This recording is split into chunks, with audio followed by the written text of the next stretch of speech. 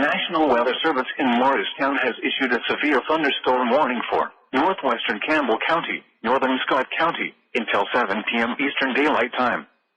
At 6:16 p.m. Eastern Daylight Time, a severe thunderstorm was located 10 miles east of Jamestown, moving northeast at 35 miles per hour. Hazard, 60 miles per hour wind gusts and half-dollar-size hail. Source, radar indicated. Impact, hail damage to vehicles is expected. Expect wind damage to roofs, siding, and trees.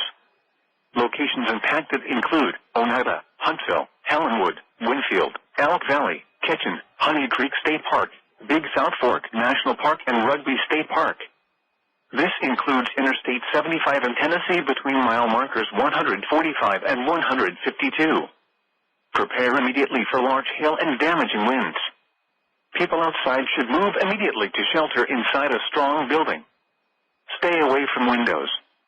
Large hail and damaging winds and continuous cloud-to-ground lightning is occurring with this storm. Move indoors immediately. Lightning is one of nature's leading killers. Remember, if you can hear thunder, you are close enough to be struck by lightning.